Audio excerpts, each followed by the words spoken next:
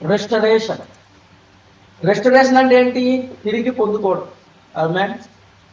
తిరిగి పొందుకోవడం అంటే నీ కోల్పోయిన సమస్తం నీకు మళ్ళా రిస్టోర్డ్. కోల్పోయిన తిరిగి పొందుకోవాలి. నీవు నీ దగ్గర మళ్ళా అది రావాలి. ఓకే. యోవేలు గ్రంథము 2వ అధ్యాయము 25వ వచనము. మీరు కడుపారా తిని తృప్తి పొంది మీ కొరకు వింత కార్యం జరిగించు మీ దేవుడైన యెహోవా నామమును స్తుతించినట్లు నేను పంపిన మిడతలను, గొంగలి పురుగులను, పసరు పురుగులను, చీడ పురుగులను అను నా మహాసైన్యము తిరివేసిన సంవత్సరముల పంటను మీకు మరలానిత్తును. హల్లెలూయా. సో మరి ఈ రిస్టరేషన్ అనేది మన జీవితంలో నెరవేరాలి, రావాలి అనుకున్నప్పుడు మనం ఏం చేయాలా? ఏ విధంగా మనము పొందుకోవాలి అని అంటే దానికి ఈ రిస్టరేషన్ అవన్నీ మనకి సహకారం చేస్తాం. ఏ విధంగా, ఏ మోక్షం ద్వారా మనకు అంటున్నాడు ఇక్కడ? ఇది మాత్రం చాలా జాగ్రత్తగా గుర్తుపెట్టుకోండి. మీరు కడుపారా తిని తృప్తి పొంది మీ కొరకు వింత కార్యములు అంట, వింత కార్యములు జరిగించిన మీ దేవుడైన యెహోవా నామమును స్తుతించినట్లు నేను పంపిన మిడతలను, గొంగలి పురుగులను, పసర పురుగులను, చీడ పురుగులను అను నా మహాసైన్యము తినివేసిన సంవత్సరముల పంటను నేను మీకు మరలా నిత్తును అని అంటున్నాడు. హల్లెలూయా. ఈ రిస్టరేషన్ ని, ఈ మాటని మీరు ఇలానే పెట్టుకోండి. ఓకే.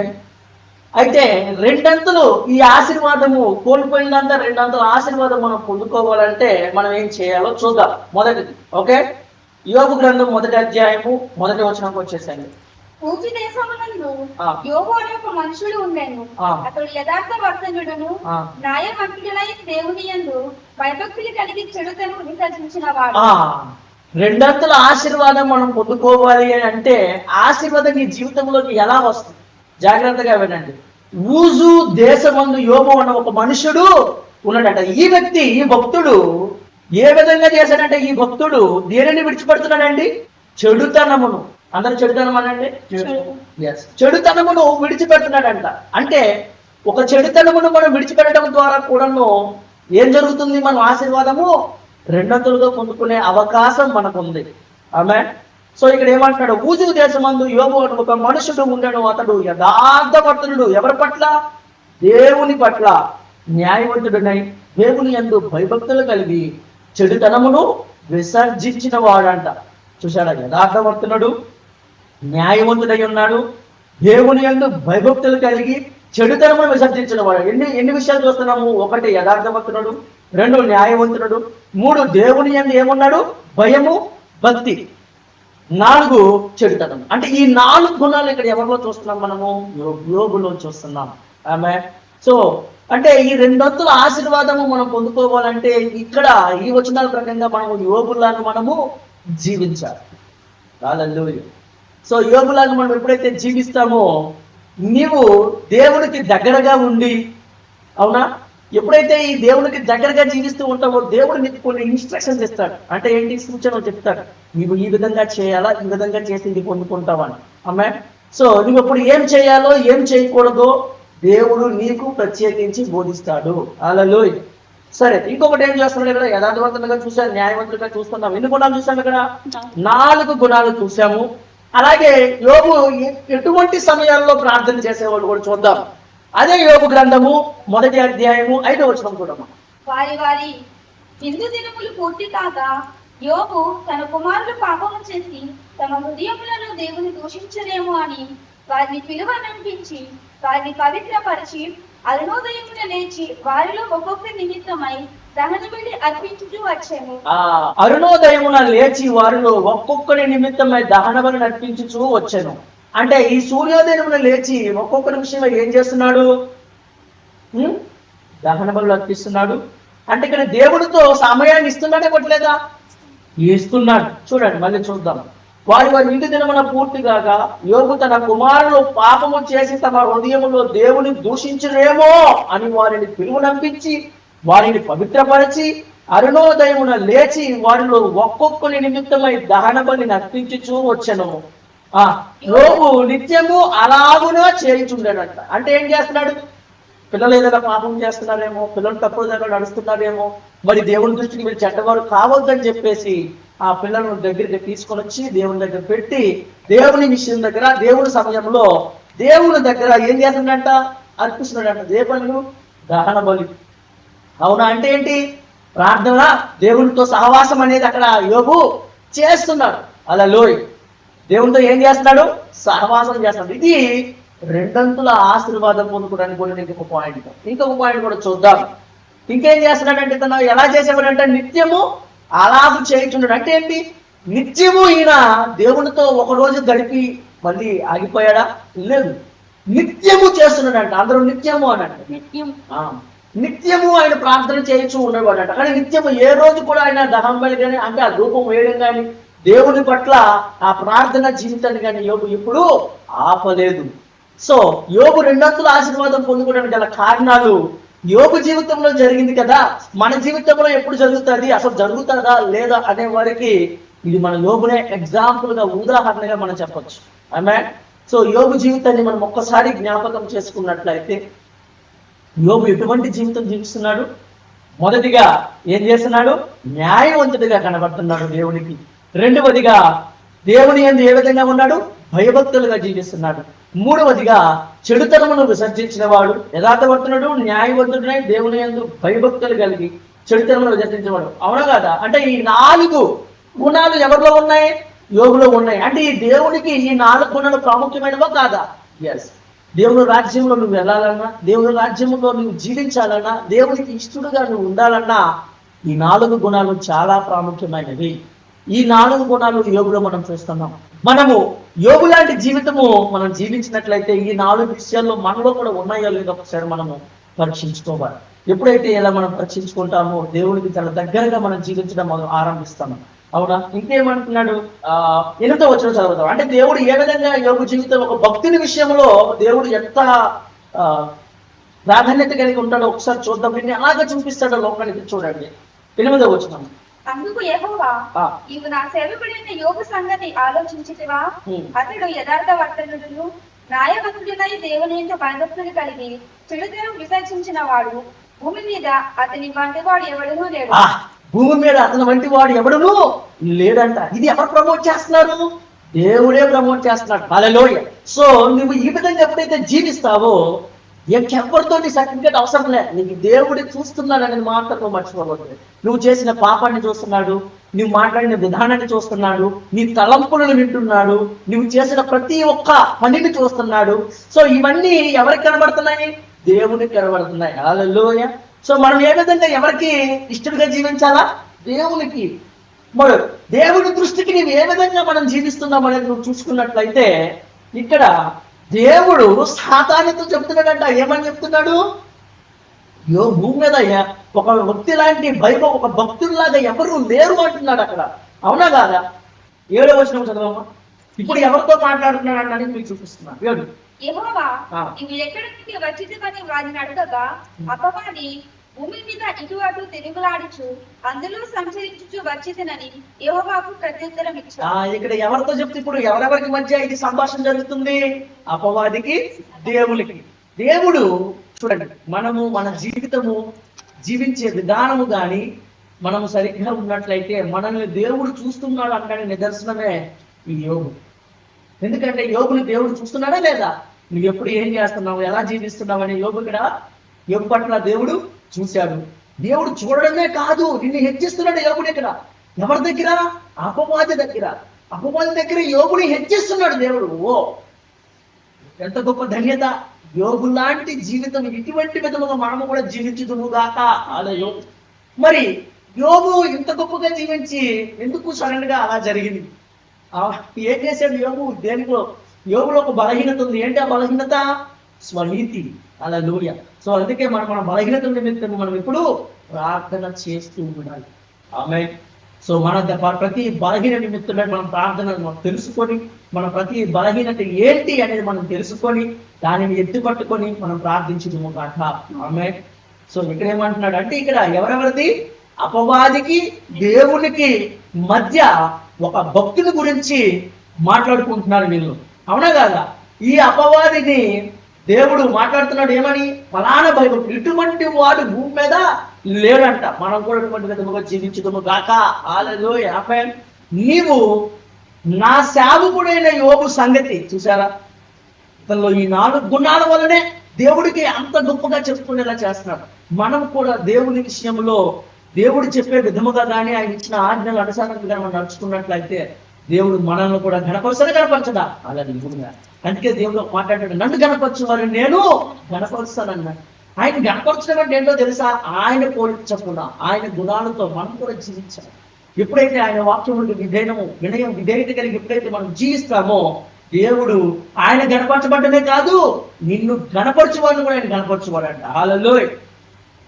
దేవుడు ఆయన ఎవరినైతే దేవుడు గణపరుస్తున్నాడో ఆ వ్యక్తిని కూడా దేవుడు కనపరుస్తున్నాడు. లేదు అక్కడ ఎవరితోనూ వేరే ఎవరితో చెప్పట్లా. ఎవరితో అయితే దాడి చెందుతాదో, ఎవరైతే ఈ లోకంలో అధికారిగా ఉన్నారో ఆ లోక అధికారితోనే ఆపవాదితోనే చెప్తున్నాడు, యోబు సంగతి నీకు తెలుసా, నా సేవకుడైన యోబు సంగతి నీకు తెలుసా అంటున్నాడు. యథార్థవంతుడు, నీతి గలవాడు, అవన్ న్యాయవంతుడిగా ఉన్నాడు. ఇంకేమున్నాడు? దేవుని యందు భయభక్తులు కలిగి చెడుతనమును పూర్తిగా విసర్జించిన వాడంట. చెడును అసలు ఆ చెడుతనం అనేది లేడు. అంటే ఇక్కడ యోబు లోకానుసారముగా లేడు. కంప్లీట్ గా యోబు దేన్ని విసర్జించేశాడు? లోకాన్నే విసర్జించేశాడు. నాకు ఎవరు అవసరం, నా దేవుడు నాకు ఉన్నాడు, నా దేవుడికి నేను భయభక్తి కలిగి జీవించాలి, ఆయన పట్ల ఆయన చెప్పిన ప్రతి ఆజ్ఞను నేను అనుసరించి నడుచుకోవాలని ఆయన ఇచ్చిన వాక్యాన్ని ఎత్తుపట్టుకొని ప్రతిరోజు తన పిల్లలు కూడా తప్పు చేశారేమో, దేవుడు దూషించారేమో అని తెలిసి వారిని కూడా తీసుకొని వచ్చి దేవుని ఎదుట పెట్టి ప్రార్థన చేసేవాడంట. ఎప్పుడు? కొద్ది రోజులు చేసి, 2 రోజులు చేసి, 3 రోజులు చేసి ఆపేశాడా? లేదు, నిత్యము ప్రార్థన చేసే వ్యక్తి ఇక్కడ యోబుని మనం చూస్తున్నాం. హల్లెలూయా. అవును, ఇంతకు ముందు కూడా మీకు ఒక వ్యక్తి గురించి పరిచయం చేశాను. ఎవరు ఆ వ్యక్తి? ఎపఫ్రా. ఎలాంటి ప్రార్థన చేశాడు? మనందరి కోసం ప్రార్థన చేస్తాను. చూడండి, ఎందుకు ఇంత సెల్ఫిష్ గా లేదు నేను? అవునా, ఇంత సెల్ఫిష్ గా ఎందుకు వీరు లేరు? కానీ ఇప్పుడు చూస్తే మనకి ఎంత దురాశ వచ్చేసిందంటే భూలోకం మీద మనం చూస్తున్నాం. మనం అనుకున్న వాళ్ళు మనం మోసం చేయడం చూస్తున్నాం. మనం బాగుపడితే చాలా అవతలోడు ఎలా పోతే నాకేంటి అనుకున్న వాళ్ళు చూస్తున్నాం. మనము దేవునికి ఎంత పూర్వులుగా మనం జీవిస్తుంటే దేవుడు నిన్ను కనపరచడానికి సిద్ధంగా ఉన్నాడా లేదా? హల్లెలూయా. మరి ఇటువంటి విధంగా నువ్వు జీవిస్తున్నప్పుడు దేవుడు నిన్ను ఆశీర్వదించడా? చూద్దాం. అది కూడా యోబు గ్రంథము 1వ అధ్యాయము 21, 22 కూడా చూద్దాం. నేను ఆ తల్లి గర్భంలో నుండి దిగంబరినై వచ్చి తిని దిగంబరినై అక్కడికి తిరిగి వెళ్ళేదను. యెహోవా ఇచ్చెను, యెహోవా తీసుకొని పోయెను, యెహోవా నామమునకు స్తుతి కలుగును గాక. దేవుడు ఇచ్చిన దేవుడు తీసుకుని వెళ్తాడా? వెళ్ళడు. కానీ ఇక్కడ యోబు ఏ విధంగా అర్థం చేసుకున్నారంటే, మీరేమంటున్నారు? నేను నా తల్లి గర్భంలో నుండి దిగంబరినై వచ్చి తిని దిగంబరినై అక్కడికి తిరిగి వెళ్ళేదను, యెహోవా ఇచ్చెను, యెహోవా తీసుకొని పోయాను. అంటే ఇక్కడ యోబు ఏ విధంగా అన్నాడు? కానీ ఒకవేళ ఎందుకు ఈ మాట అన్నాడంటే, యోబులో ఏముంది? స్వనీతి, నా నీతిమంతుడు భూమి మీద లేవు. ఇవన్నీ గర్వము. నువ్వు పడిపోవడానికి చూడండి, నువ్వు పడిపోవడానికి ముందు ఏం నడుస్తుందంట? గర్వము నడుస్తుందంట. సో అందుకే మనం ప్రతి క్షణము, ప్రతి నిమిషము, ప్రతి సమయంలో దేవుని వాక్యాన్ని ధ్యానించాలి. దేవుడితో మనం నడుచుకునే విధంగా నడుచుకుంటున్నామో లేదని మనము పరీక్షించుకోవాలి.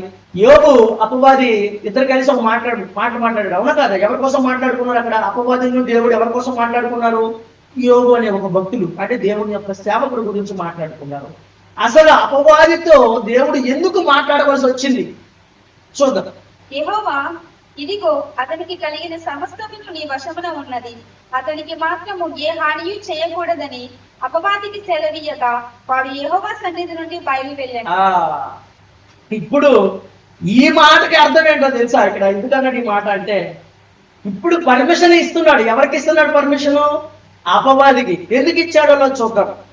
7వ వచనం నుంచి కంటిన్యూ చేయాలి.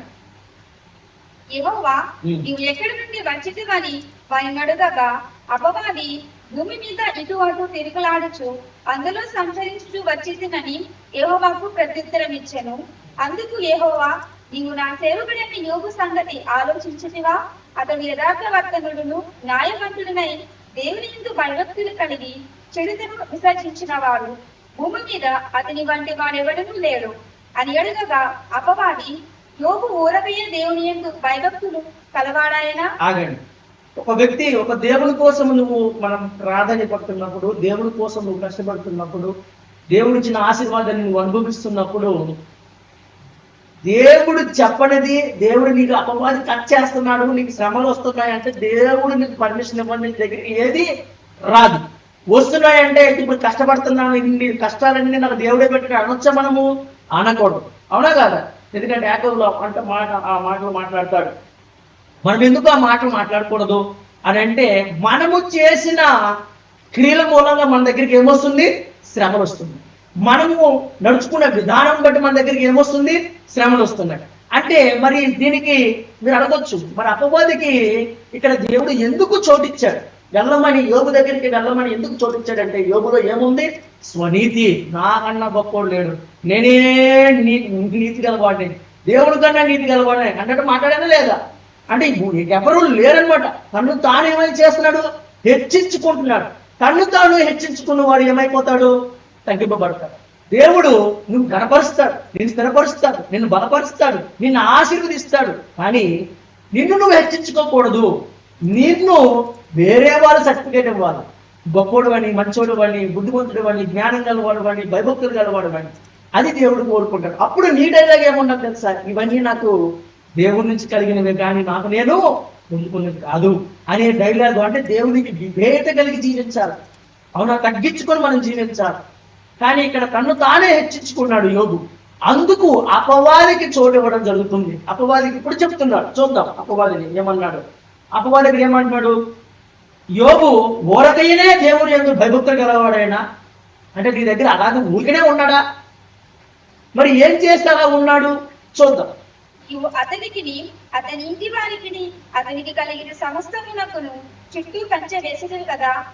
ఇవి అతని చేతి పనిని దీవించుచుండడం చేత అతని ఆస్తి దేశంలో బహుగా విస్తరించి ఉన్నది. హల్లెలూయా. దేవుడు నిన్ను చూశాడు అనుకోండి. దేవుడు చూడటానికి గల కారణం ఏంటంటే, మొట్టమొదటి యథార్థవంతుడు, న్యాయవంతుడు, భయభక్తులు గలవాడు, చెడుతనమును విసర్జించిన వాడు. ఎప్పుడైతే ఈ చెడుతనముని అన్నింటిలో విసర్జించాడో దేవుడి దృష్టికి కనబడ్డాడు. దేవుడి దృష్టికి కనబడించాల్సిన దేవుడు అతనిని ఆశీర్వదించాడు. ఇలా ఆశీర్వదించి ఏ విధంగా ఆశీర్వదించాడు చూడండి. నీవు అతనికి, అతని ఇంటి వారికి, అతని కలిగిన సమస్తలకు చుట్టూ ఏం వేశాడంట? కంచె వేశాడంట. ఎందుకు? అది ఎవరు దొంగిలించడానికి వీల్లేదు. దేనిని?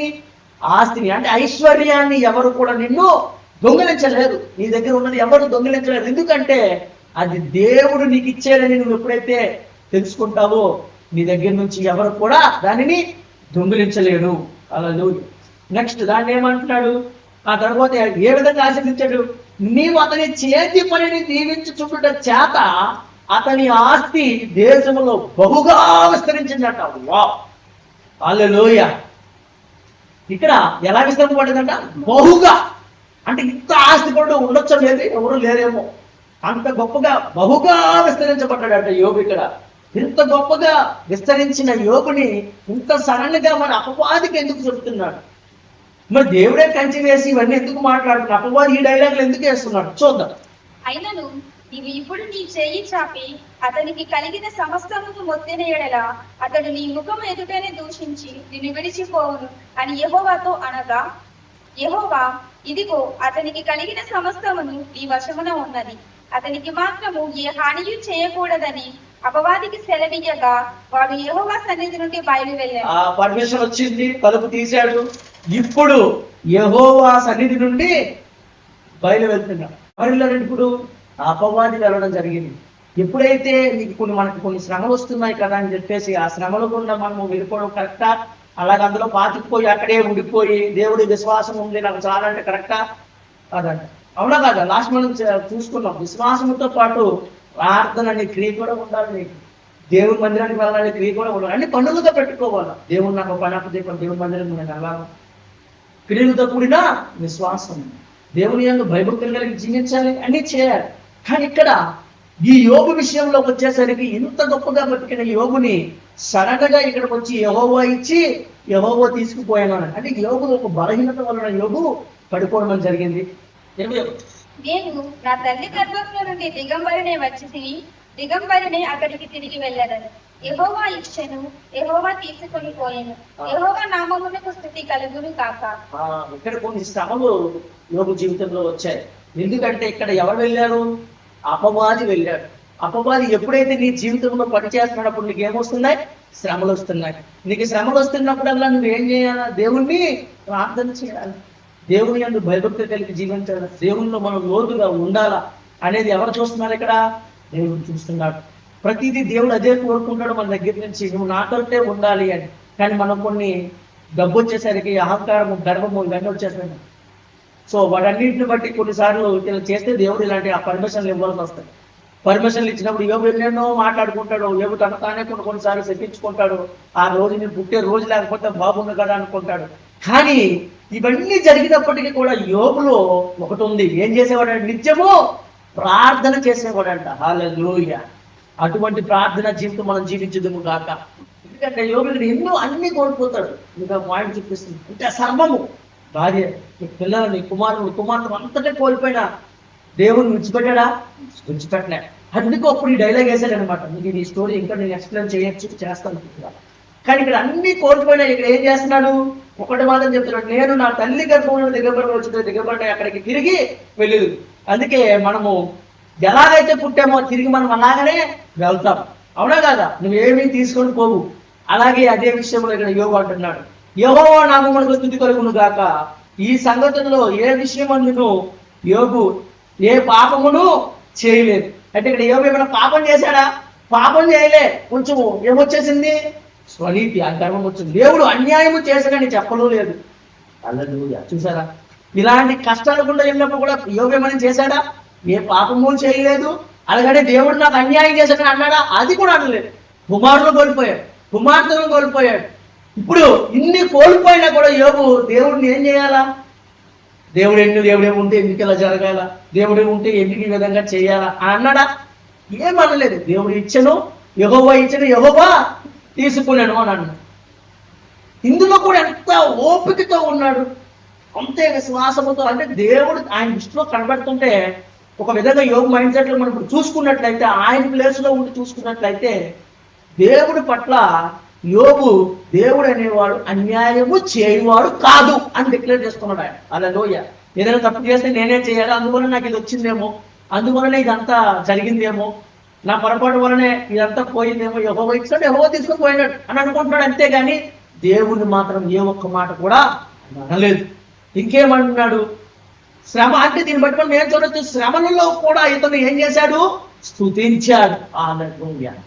అంటే మనం ప్రతి శ్రమలు ఎక్కువైపోతున్న కొద్దీ మనం ఏం చేయాలా? యోగు వలె శ్రమంలో కూడా స్తుతిస్తూ ఉండాలి. నీవు అనాలా యెహోవా ఇచ్చిన యెహోవా తీసుకున్నాను అనే కాదు, స్తుతించాలి. ప్రభువా, ఎందుకు ఈ పొరపాటు జరిగింది? నాకు వచ్చిన ఆశీర్వాదం ఎందుకు వెనక్కి వెళ్ళింది? దేని కారణాల మూలంగా వెళ్ళింది? ఏ పొరపాటు చేశాను? ఎక్కడ బలహీనమైపోయాను? ఎక్కడ దీన్ని తప్పుడు మాటలు మాట్లాడేశానేమో మనల్ని మనం పరీక్షించుకోవాలి. ప్రతిసారి మనల్ని మనము పరీక్షించుకోవాలి. ఎప్పుడైతే మనల్ని మనం పరీక్షించుకుంటామో ప్రతి ఒక్క కార్యము కూడా, ప్రతి ఒక్క ఫలము కూడా అది ఎలా వస్తుందో, ఎక్కడి నుండి వస్తుందో, ఎందుకు వచ్చిందో కూడా మనకి దేవుడు బయలుపరచగలడు. అలాగే ఎందుకు దేవుడు అన్యాయస్తుడు కాడు అదే చెప్తున్నాను. దేవుడు అన్యాయం చేసినట్టు నేను చెప్పడం లేదు. మనం అలా చెప్పలేము. కొన్నిసార్లు ఎక్కువైపోయిందంటే మనకి దేవుడే లేడు, నాకు ఇది చేశాడు, చేయలేదని అంటే చాలు. నేను దేవుడిని ఒకటి అడిగాను, ఆయన చేయలేదు, దేవుడు లేడు అంతే. మా అమ్మ చనిపోయింది, మా నాన్న చనిపోయాడు, దేవుడు లేడు అంతే. నా పిల్లడు చనిపోయాడు, మా కుమారుడు చనిపోయింది, దేవుడు లేడు. ఇక్కడ అనలేదు ఆ డైలాగ్. అందుకే విశ్వాసము స్థిరముగా ఉంటేనే మరణము వరకు నువ్వు వేచుడు ఉండు, నేను నీకు జీవా కిరీటాన్ని ఇస్తానని దేవుడు చెప్పాడు. హల్లెలూయా. శ్రమలు వస్తాయి, అందరూ దాడి చేస్తారు, వాళ్ళు, నీ పిల్లలు, నీ భర్త, అందరూ. నన్ను అందరూ అలానే అనుకున్నారు. మా ఇంట్లో ఏం చేస్తున్నాడో ఏమో అనుకున్నాను. కానీ ఈరోజు మీ మధ్య నేను ఉండగలిగానంటే దానికి కారణం ఏంటి? దేవుని యొక్క కృప. హల్లెలూయా. అంత ఓపిక నాకు ఉండే. ఒకసారి అనేసాను నేను కూడా, కానీ తర్వాత తప్పని తెలిసి మళ్ళీ తిరిగి పడ్డాడు. దేవుడు క్షమించాడు. హల్లెలూయా. దేవుడు నువ్వు నీ తప్పుని నువ్వు ఒప్పుకొని ఎప్పుడైతే పశ్చాత్తాపడతావో దేవుడు నీ పట్ల అధిక కృప కలిగి చూపిస్తాడు. హల్లెలూయా. అధిక కృపను ఖచ్చితంగా చూపిస్తాడు. కానీ ఆయన నిన్ను విడిచిపెట్టుకోవడం అయితే కాదు, నిన్ను సరి చేయడానికే. ఇక్కడ కూడా యోగుని సరి చేయడానికే ఇంత ప్రాసెస్ జరుగుతుంది. ఎవరిని విడిచిపెట్టి వెళ్ళడం ద్వారా? దేవుడు ఎవరినైతే పంపించాడు ఇక్కడ? అపవాదిని అంట. హల్లెలూయా. అపవాది అనడానికి గల కారణం ఏంటి చూసారా? అంటే దేవుడు నీ హస్తం పట్టుకుంటే, ఎప్పటి వరకు అయితే నీ హస్తం పట్టుకొని ఉంటాడు అప్పటి వరకు ఎవరు కూడా నిన్ను నాశనము చేయలేరు. ఎవరు కూడా నీ దగ్గర నుంచి ఏది దోచుకోలేరు. ఎవరు కూడా నిన్ను విడిచిపెట్టలేరు. హల్లెలూయా. అంటే నేను నా చంపేద్దాం అనుకోండి, నేను నమ్మలేదు. ఎవరైనా చేయాలనుకోండి, ఏదో చేయాలనుకుంటే దేవుడి నుంచి పర్మిషన్ వస్తేనే అది జరుగుతుంది. అవునా? అలా జరగాలంటే అపవాది ఏం చేసినా కూడా నువ్వు ఏదైనా చేసుకో, కానీ ప్రాణం మాత్రము నాది అన్నాడు. అంటే ఇక్కడ కుటుంబానికి విలువిచ్చాడు ఆ దేవుడు. ఎవరికి విలువిచ్చాడు? చెడుతనము విసర్జించిన వ్యక్తికి విలువిచ్చాడు. యథార్థంగా జీవించే వ్యక్తికి విలువిచ్చాడు. న్యాయవంతుడిగా జీవిస్తున్న వ్యక్తికి విలువిచ్చాడు. అవునా? అంటే మనం ఆయన ఏ గుణాలైతే ఆయన కావాలనుకున్నాడో ఆ గుణాలను అనుసారంగా నడుచుకున్న వ్యక్తికి మాత్రమే విలువిచ్చాడు. అంటే కుటుంబము అవసరం లేదా ఆయనకి? కాదు, ఇతనికి నేర్పిస్తున్నాడు, తెలియపరుస్తాడు తర్వాత కూడా. ఓకే, చూద్దాం. యోబు గ్రంథం 29:12-15. ఎలయనక మొదలుపెట్టిన దీనులను, తండ్రి లేని వారిని, సహాయం లేని వారిని నేను విడిపించి తిని, నశించుటకు సిద్ధమైన వారి దీవెన నా మీదికి వచ్చాను. విధవరాంటి హృదయమును సంతోషపెట్టిదని. ఇన్ని కష్టాలలో, ఇన్ని బాధల్లో ఉన్నప్పుడు కూడా యోబు ఏం చేస్తున్నాడు చూడండి. ఎలాగనగా మొదలుపెట్టిన దీనులను, తండ్రి లేని వారిని, సహాయం లేని వారిని నేను విడిపించి తిని అంట. అంటే ఇతని దగ్గర ఉన్నప్పుడు ఇతను ఉపయోగించడం లేదా దాన్ని? అంతేగాని ఎవడు ఎలాగపోతే నాకేంటి అన్నాడా? అనలేదు. అవునా కాదా? సో మేలు చేసే గుణం ఏముంది ఇక్కడ? మేలు చేసే గుణం. అంటే నీ ఆశీర్వాదం 200 రావడానికి గల కొన్ని కారణాలు చెప్తున్నాను మీకు, కొన్ని పాయింట్స్. ఈ ఆశీర్వాదం 200 రావడానికి గల కారణం ఏంటి? అక్కడ కొన్ని పాయింట్లు చూసావా లేదా? ఇప్పుడు ఇక్కడ వచ్చే పాయింట్ ఏంటి? సహాయం, మేలు. అప్పుడు ఎలాగైనా పోనీ నేను మాత్రం బాగున్నాను, నాకు చాలు అంటే అవుతుందా? లేదు, మేలు చేస్తానంట. అంటే ఎంత గొప్పగా చూడండి. మొదలుపెట్టే ప్రతి ఒక్కరు ప్రభువా తండ్రి అనుకున్న వాడిని, ఇంతకుముందు ఒక మెసేజ్ చెప్పాను నేను. ప్రభువా తండ్రి అనుకుంటే అయిందా? కాదు. దేవుడు వాళ్ళు అడుగుతున్నారు, నీ ప్రాంతంలో పెట్టమన్నారు. నీ దగ్గర ఉంటే నీవు పెట్టాలా? దేవుడి నుంచి నీకు అది ఏమొస్తుంది? ఆశీర్వాదం. నువ్వు నాలాగే ఉన్నావు. దేవుడు నీకు ఇచ్చాడు అన్నప్పుడు దేవుడు మరలా మరలా ఇవ్వడా? నీకు ఇస్తాడు. నీకు ఎంత గొప్పగా నేను జీవించాలనుకుంటే అంత గొప్పగా నేను దేవుడు జీవింప చేయగలడు. హల్లెలూయా. తండ్రి లేని వారికి, సహాయం లేని వారికి ఏం చేశాడంట? విడిపించాడట. కష్టాల్లో ఉన్న వారికి, బాధల్లో ఉన్న వారికి ఈయన ఏం చేసేవాడు? విడిపించేవాడు. చూసారా? అటువంటి గుణం మనం కూడా కలిగి ఉందాము కాక. ఓకే, ఇంకోటి కూడా చూద్దాం. అదే యోబు గ్రంథము 29:1 చూద్దాము. యోబు ఇంకొకసారి ఉపమాన రీతిగా ఇట్లా నేను పూర్వకాలమున ఉన్నట్లు నేను ఉన్న ఎడల ఎంతో మేలు, దేవుడు నన్ను కాపాడుచున్న దినములలో ఉన్నట్లు నేనున్న ఎడల ఎంతో మేలు. అప్పుడు ఉన్నప్పుడు ఇప్పుడు ఎందుకు అంత బాగుండు కదా? అరే నా ప్రార్థన జీవితం కానీ నేను అంత డబ్బులుంటే బాగుండు కదా అని నా తన పడిపోయిన స్థితిని మరలా ఏం చేసుకుంటున్నాడు? జ్ఞాపకం తెచ్చుకుంటున్నాడు. అరే అప్పుడు అలా ఉంటే అంత బాగుండు, కానీ ఎందుకు పడిపోయానని మాత్రం ఆలోచించట్లేదు ఇక్కడ యోబు. నేను అది చేశాను, ఇది చేశాను అంటున్నాడు, కానీ నేను ఏం చేశానని ఒక్కసారి ఆలోచించుంటే బాగుంది. కానీ ఇన్ని చేయడం బట్టే కదా దేవుని యొక్క కృప ఇంకా నా మీద ఉందనుకుంటున్నాడు అక్కడ. హల్లెలూయా. అవునా? చూడండి, ఇంకా మనం చూద్దాం. ఇప్పుడు యాకోబుకి వచ్చేసండి. యాకోబు గ్రంథము 5:10-11. నా సహోదరులారా, ప్రభువు నామమును బోధించిన ప్రవక్తలను శ్రమానుభవమునకును ఓపికకును మాదిరిగా పెట్టుకొనడి. సహించిన వారిని ధన్యులను కొనిచున్నాము కదా. మీరు యోబు యొక్క సహనమును గురించి వింటిరి. ఆయన ఎంతో జాలియు కనికరము గలవాడని మీరు తెలుసుకొని ఉన్నారు. చూసారా? యోబులో ఇంకేమున్నాయంట? జాలి, కనికారం కూడా ఉందంట. అంటే కష్టాల్లో ఉన్నవాడు, బాధల్లో ఉన్నవాడు కూడా ఏం చేశాడు? ఆయన జాలితో, కనికారంతో వారికి ఏం చేశాడు? సహాయం చేశాడు. మరి ఇట్టి గుణాలు ఎవరి దగ్గర ఉంటాయి? దేవుని దగ్గర ఉంటాయో ఉండవా? అందుకే దేవుడికి ఇష్టడుగా ఉన్నాడు అక్కడ, యథార్థవంతుడుగా. అందుకే యోబుని దేవుడు గణపరచడంలో, ఆశీర్వదించడానికి గల కారణాలు ఏంటి అని అంటే, 200 ఆశీర్వాదం ఎందుకు ఇవ్వడం జరిగింది అని అంటే, దేవుని యొక్క గుణాలు యోబు జీవితంలో కూడా చూస్తున్నారు. యోబు ఆ విధంగా పాటించాడు. దేవుడు ఇలా ఉంటాడు కనుక యోబుకి అది తెలిసింది. హల్లెలూయా. సో దేవుడు ఏ విధంగా ఇచ్చాడు, దేవుడి నుంచి నాకు పొందుకున్నాడు కనుక నేను కూడా అదే విధంగా నేను చేయాలి. ఆ సహాయం కానీ, ఆ కనికారం కానీ, ఆ జాలి దేవుడు మన పట్ల లేవు, అవన్నీ ఉన్నాయి మన పట్ల దేవుడు చూపిస్తున్నాడు. అలాగనే యోబు కూడా ఇతరుల పట్ల చూపించాడంట. హల్లెలూయా. రైట్. ఇక్కడ ఏమంటున్నాడు 10వ వచనం, సహోదరులారా ప్రభువు నామమును బోధించిన ప్రవక్తలను శ్రమానుభవమునకు ఓపికకు మాదిరిగా పెట్టుకోవాలంట. ఆ శ్రమనికి నువ్వు ఏం పెట్టుకోవాలంట? ఓర్పు. హల్లెలూయా. వెయిట్ చేయి. నీకున్న ప్రతి కష్టానికి శ్రమల నుంచి దేవుడిని గుర్తిస్తాడు. 100%. ఇది నేను చూశాను నా జీవితంలో, ఖచ్చితంగా నేను చూశాను. అది నేను ఓపికతో నిజంగానే చాలాసార్లు ఓపిక చచ్చిపోతుందన్నప్పుడు ఆ యొక్క వాక్యమునే పట్టుకొని అడిగాను దేవుడు. హల్లెలూయా. ఆమేన్. ఇంకా ఓపికతో చూసుకొని ఆ మాదిరిగా పెట్టుకున్నది. సహించిన వారిని ధన్యులను కొడుతున్నాం కదా. అబ్బా, నీకున్న కష్టాలకి నువ్వు బతకడం చాలా గ్రేట్ బ్రదర్. నువ్వు చాలా ధన్యుడు నిజంగానే చెప్పాలంటే. ఇంకెంత ఓర్పుతో ఉన్నావంటే చాలా గ్రేట్ అంటున్నావా లేదా? ఇంకేమంటున్నాడు? మీరు యోబు యొక్క సహనమును గురించి వింటివి కదా. యోబు ఎన్ని కష్టాలు ఇన్ని శ్రమలు కూడా ఉన్నప్పుడు ఆ సహనము గురించి మనం విన్నాం కదా. అయితే ఆయన ఎంతో జాలియు కనికారము గలవాడని మీరు తెలుసుకొని ఉన్నారు. ఎవరి గురించి? యోబు గురించి. ఆయన గురించి మనం తెలుసుకున్నాం. మనం కూడా అదే విధంగా జీవించాలి అనడానికి ఒక సూచన యోబు గ్రంథము 42:10. మరియు యోబు తన స్నేహితుల నిమిత్తము ప్రార్థన చేసినప్పుడు యెహోవా అతని క్షేమస్థితిని మరలా అతనికి దయచేసెను. ఇప్పుడు నీ పడిపోయిన స్థితి ఇదంతటికీ చూసుకుంటే ఇవన్నీ జరుగుతాయి. అవన్నీ మనం వినాలి. యోబు గ్రంథం మొత్తం చదివినట్లయితే ఎక్కడ పడిపోయాడో ఏంటి అనేది తెలియపరుస్తాడు. ఓకే, కుదిరితే ఇంకో మెసేజ్ లో నేను మీకు పెడతాను. అయితే యోబు తన స్నేహితుల నిమిత్తము ప్రార్థన చేసినప్పుడు, ఇక్కడ యోబు ఎవరి కోసం ప్రార్థన చేస్తున్నాడు? తన స్నేహితులు. అంటే మనం కూడా మన యొక్క స్నేహితులు, సహోదరుల కోసం కూడా, ఇతరుల కోసం కూడా, మనము దైవజనుల కోసం కూడా మనం ఏం చేయాలా? ప్రార్థన చేయాలి.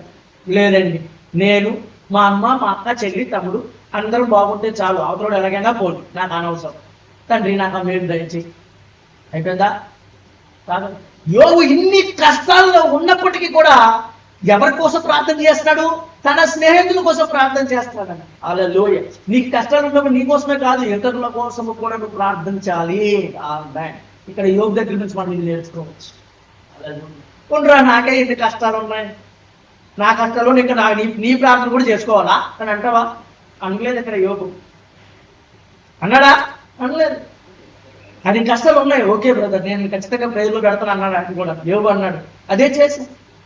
మరి యోబు తన స్నేహితుల నిమిత్తము ప్రార్థన చేసినప్పుడు యెహోవా అతని క్షేమస్థితిని మరలా అతనికి దయచేసెను. మరియు యోబునకు పూర్వము కలిగిన దానికంటే 2 అంతులు అధికముగా యెహోవా అతనికి దయచేసినది. 2 అంతులు. హల్లెలూయా. చూసారా, మనము దేవుడి యొక్క గుణాలతో ఎప్పుడైతే మనం జీవిస్తామో యోబు లాంటి 2 అంతుల ఆశీర్వాదం మనం ఖచ్చితంగా పొందుకుంటాం. కానీ వీటన్నింటిలో ఆయన యొక్క గుణాలు, ఆయన జీవించే విధానం చాలా గొప్పగా ఉంది. ఆమేన్. అవునా కాక?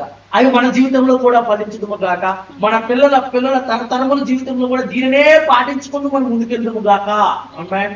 రైట్. నెక్స్ట్ చూద్దాం. యోబు గ్రంథం 16వ అధ్యాయము 1వ వచనం. అందుకు యోబు ఇలాగున ప్రత్యుత్తరం ఇచ్చాను, ఇట్టి మాటలు అనేకములు నేను విని ఉన్నాను, మీరందరూ బాధకి కర్తలు గాని ఆదరణకు కర్తలు కారు. అంటే ఏంటి ఆదరణ? మనం చూడండి, మనం కొన్నిసార్లు మనకి ఎవరైనా కష్టాల్లో ఉంటున్నాం అనుకోండి, ఆ ఆదరణ లేని మాటలు మాట్లాడేవాడు కూడా ఉండడు. వాళ్ళందరూ వచ్చి వాళ్ళు చూటుకోటి మాటలు మాట్లాడుతూ ఉంటారు. అంటే ఇక్కడ ఏంటి? ఆదరణ లేని మాటలు కూడా ఏం చేశాడంటే ఇక్కడ ఈయన సహించేవాడండి. హల్లెలూయా. ఎంతమందికి అనుకుంటుంది నేను చెప్పాను? నువ్వు కష్టాల్లో ఉన్నావు అనుకో, వాళ్ళు ఇంకా పెట్రోల్ మీద, అదే అగ్గి మీద ఎక్కువ వస్తే పెట్రోల్ వేసేలా మాట్లాడతారు. అంటే అయిపోయింది, ఏమే చేశాడు ఈ దేవుడు, ఎందుకు ఈ బతుకు, అవసరం ఆరా, మంచిగా డ్యూటీ చేసుకొని ఏదో జాబ్ చేసుకొని బతకొచ్చు కదా. అవి అన్నిటి వద్దనట్లేదు, అన్నీ చెయ్యాలి. కానీ మనము కుదిరితే దేవుడు వాక్యాన్ని బోధించి ఆ ఆత్మను బలపరచాలే కానీ మనం కించపరచకూడదు. అవునా కాదా? వాళ్ళని ధృవీకరించే మాటలు కానీ ఏం చేశాడు దేవుడు అని అనకూడదు. నువ్వు కుదిరితే ఎంకరేజ్ అండ్ డిస్కరేజ్ చేయకూడదు. హల్లెలూయా. సో దేవుడి యొక్క వాక్యాన్ని ప్రకటించి ఆదరణ లేని మాటలను కూడా యోబు ఏం చేశాడు? సహించాడు. అందుకేమంటాడు? అందుకు యోబు ఎలాగ ప్రత్యుత్తరం ఇచ్చాడంటే, ఏ విధంగా మాట్లాడాడు? ఇలాంటి మాటలు మాట్లాడుతున్నప్పుడు ఏ విధంగా డైలాగ్ వేసాడో చూద్దాం. ఇటు మాటలు అనేకాలు నేను విని ఉన్నాను. ఇలాంటి మాటలు నేను చాలా చెప్పాను, నువ్వు నాకు ఎక్కువ చెప్పకు, నా దేవుడు అయితే నాకు తెలుసు అంటున్నాడు. హల్లెలూయా. అంటే ఇవన్నీ జరగడం వల్ల ఏమొచ్చిందంటే యోబుకి 2 అంతుల ఆశీర్వాదం వచ్చింది. హల్లెలూయా. ఓకే, నీ శ్రమంలో, నీ కష్టాల్లో, నీ బాధల్లో కూడా మనం దేవుణ్ణి అలాగే పట్టుకొని ఉంటే దేవుడు నిన్ను కనపరిచేలాగా, దేవుడు నీ గురించి మాట్లాడే విధంగా మనం చేసుకోవాలి. హల్లెలూయా. ఇలాంటి ఆశీర్వాదము, యోగు లాంటి సహనము, ఓర్పు, కనికరము, జాలి, ప్రేమ, అవునా, సహాయం చేసే గుణం మనం కలిగిందాక. ఆమేన్. ట్రై చేస్తున్నాం. తండ్రి నజరేయుడైన యేసయ్య, అద్భుతములు చేయవారా, ఆశ్చర్యకార్యము చేయలేవా తండ్రి నాయన. అయ్యా father, blood of Jesus mighty holy ghost, ప్రభు యోగుకి ఇచ్చిన లాంటి గుణాలు, యోగుకి ఇచ్చిన లాంటి సహనము, ప్రేమ, కనికరము, జాలి, అయ్యా ప్రభు దేవా తండ్రి, ఇంకా విశ్వాసముతో ప్రార్థించే ఓపిక, సహనం ఇచ్చావు. అటువంటి ప్రార్థన జీవితం మా శ్రమంలో కూడా మేము అయ్యా ఓర్పుతో, సహనముతో మేము జీవించే కృప మా అందరికీ దయచేయండి. అయ్యా ఈ వాక్యం వింటున్నా అయ్యా గూగుల్ మీట్ లో ఉన్న వారిని కూడా అయ్యా ప్రభువా దేవా తండ్రి, ఫాదర్, హోలీ స్పిరిట్ లార్డ్, అయ్యా ఎవరెవరి మాటలు మేము విన్నామేమో ప్రభువా, దాని వల్ల తిరిగిపోయామేమో, కట్టబడ్డామేమో, వారందరినీ మీరు జ్ఞాపకం చేసుకోండి ప్రభువా. అయ్యా ప్రభువా దేవా, మా పొరపాటును, మా తప్పుదారులను, మా బలహీనతను కూడా మీరు జ్ఞాపకం చేసుకోండి ప్రభువా. అయ్యా వాటన్నింటిని విత్తి నేను ప్రార్థిస్తున్నానయ్యా. అయ్యా మేము ఏదైనా పాపము, క్రియలు, తప్పులు కానీ చేసినట్టయితే మమ్మల్ని క్షమించండి ప్రభువా. దేవా తండ్రి నాయన, క్షమించడమే కాదు మా అయ్యా యోగులాగా మా పిల్లలను కూడా నీ సన్నిధిని తీసుకొచ్చి ప్రభు మా అందరం కూడుకొని మేము ప్రార్థించేలా, మా కుటుంబంతో ప్రార్థించేలాగా, అయ్యా నా పిల్లలు మాట్లాడే దోషలను కూడా మీరు జ్ఞాపకం చేసుకున్న ప్రభు, వారిని బట్టి క్షమించండి ప్రభు. యోగు స్నేహితుల పట్ల ఏ విధంగా ప్రార్థన చేశాడు, ఇతరుల కోసం ఏ విధంగా ప్రార్థన చేశాడు ప్రభువా దేవా తండ్రి, మాకు అందరి పట్ల అయ్యా మా ప్రతి ఒక్క ప్రార్థన మేము ఎవరి నిమిత్తమే ప్రార్థించాలో, దేని నిమిత్తమే ప్రార్థించాలో అవన్నీ మేము ప్రార్థించే కృప, ఆ గుణము, ఆ యొక్క జ్ఞాపక శక్తిని, ఆ యొక్క ప్రార్థన జీవితంలో మాకు నేర్పించమని నజరేయుడైన సర్వశక్తి గల యేసుక్రీస్తు నామమున అడిగి వేడుకొంచు ప్రార్థిస్తున్నాము తండ్రి. Amen. God bless you all.